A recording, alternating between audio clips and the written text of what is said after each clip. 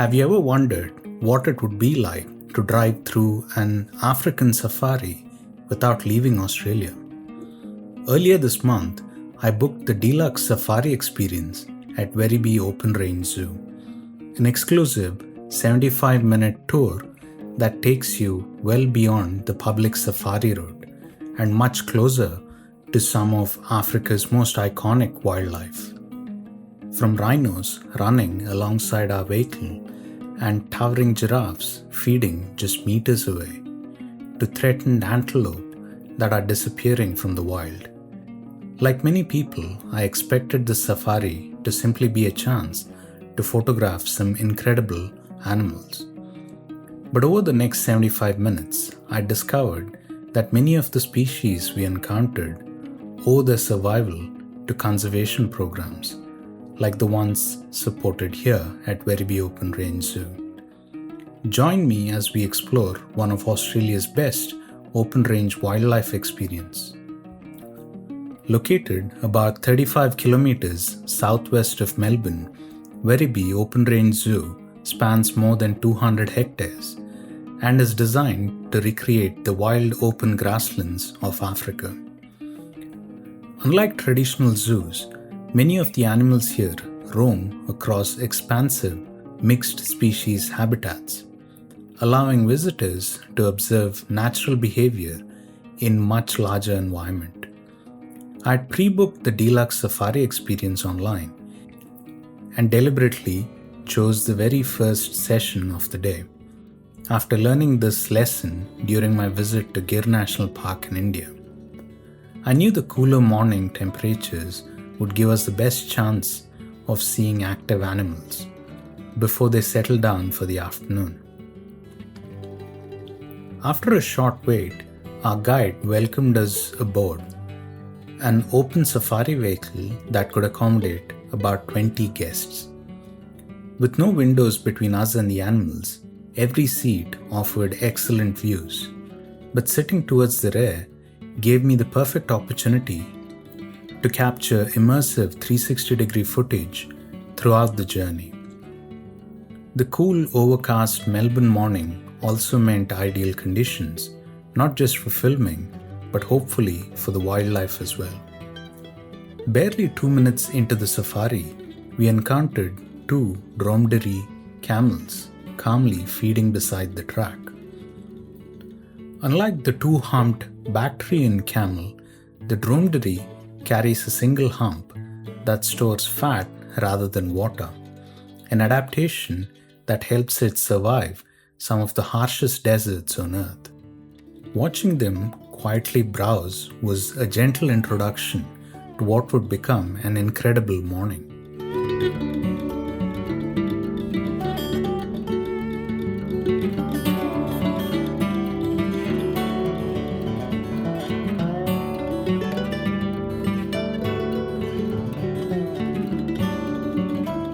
Not far beyond the camels, our first herd of plains zebras appeared, peacefully grazing across the open grassland. Although their black and white stripes are instantly recognizable, scientists still debate their exact purpose, with theories ranging from confusing predators to helping regulate body temperatures and even reducing biting insects. Throughout the safari, we would encounter these striking animals several more times, often sharing the landscape with other African species.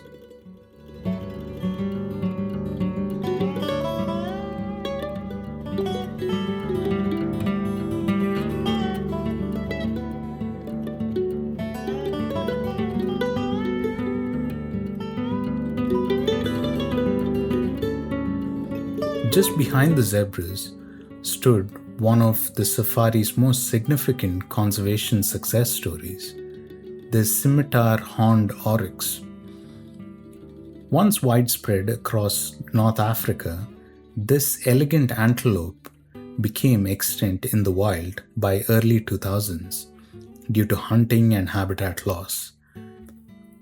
Today, breeding programs in zoos around the world have helped reintroduce the species back into protected areas, making every healthy herd like this one an important part of its recovery.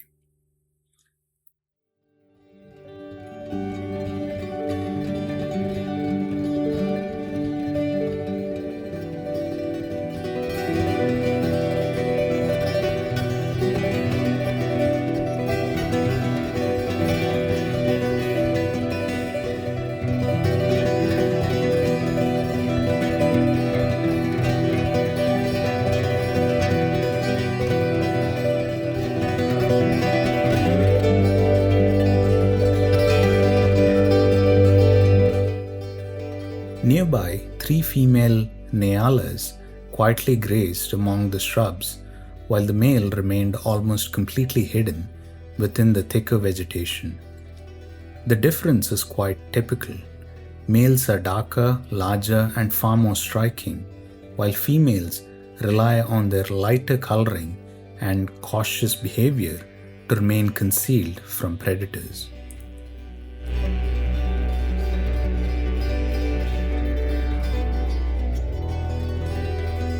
As we continued deeper into the reserve, towering steel gates slowly opened before us. It genuinely felt like entering another world. Beyond these gates lay one of Werribee's largest mixed species habitats, and home to one of Africa's most iconic animals. Our first sight was a giraffe lowering its enormous neck to drink. Despite being the tallest land animal on Earth, drinking is actually one of the most vulnerable moments in a giraffe's life. To reach the water, they must awkwardly spread their legs apart, leaving them exposed to predators in the wild.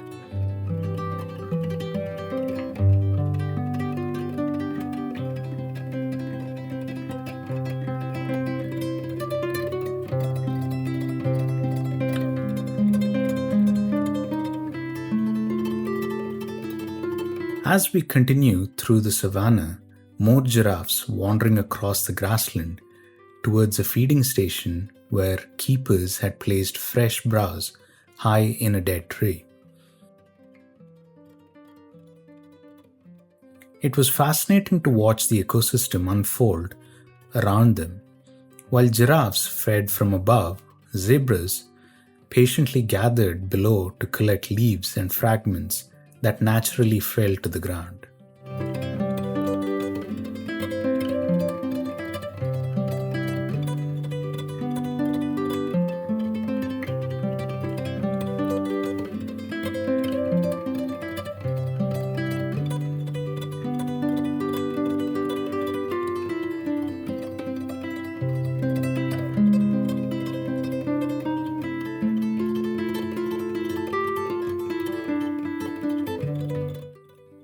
Sharing the same habitat were several ostriches, including one particularly curious individual that approached surprisingly close to our vehicle.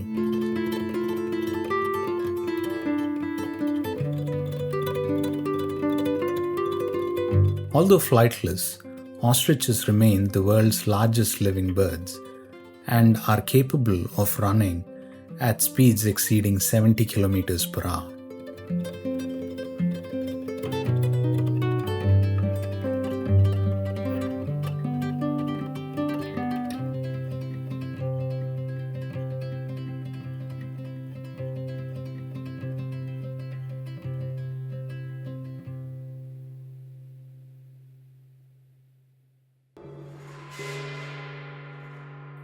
But the highlight of the safari came moments later. 3 southern horned rhinos emerged from the grasslands, and our guide reminded everyone that despite their calm appearance, these enormous animals are highly territorial. If one decides to approach too closely, we would leave immediately. At one point, one of the rhinos suddenly broke into a run alongside the vehicle, a moment I certainly wasn't expecting.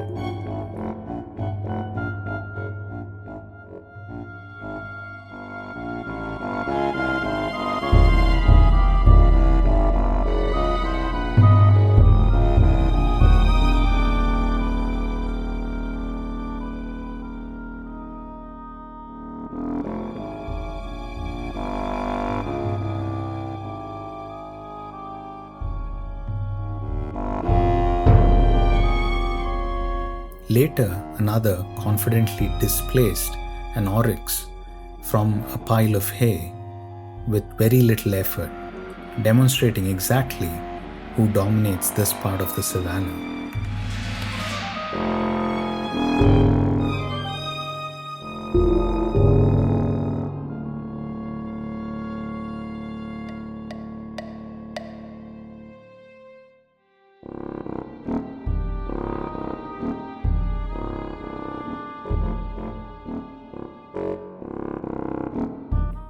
Sharing the habitat was a large herd of Eland, the world's largest antelope.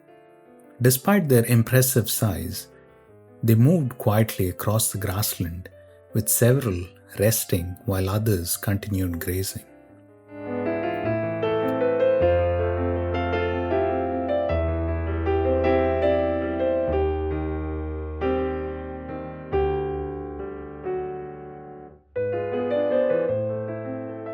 As we left the African savanna behind, our next stop introduced us to one of the world's rarest horses, the Asian wild horse. Unlike domestic horses, these stocky animals have never been truly domesticated and remain the last surviving species of wild horse on Earth. Habitat loss, hunting, and competition with livestock pushed their population to the brink. Fortunately, coordinated breeding programs in zoos around the world helped save the species.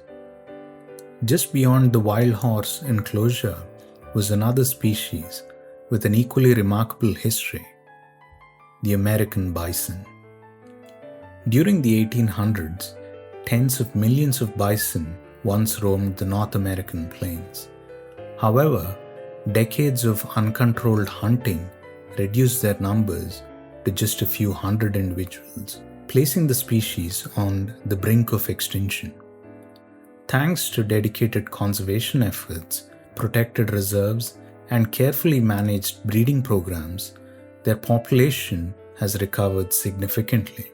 Although the animals we saw were quietly grazing, it was hard to imagine the immense power these giants possess when moving across an open plain. As our safari drew to a close, we encountered one final species that felt surprisingly familiar. Blackbucks are native to the Indian subcontinent, and seeing them here in Australia immediately reminded me of home. Their striking spiral horns and graceful movements made for a fitting final stop before returning to the visitor center.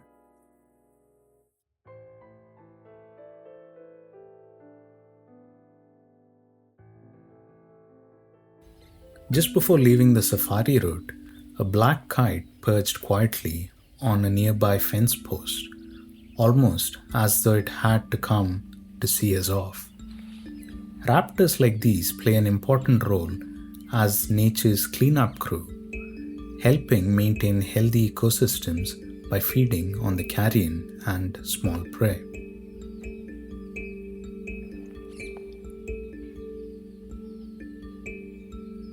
Before this visit, I thought the Deluxe Safari would simply be a great opportunity to photograph some iconic wildlife.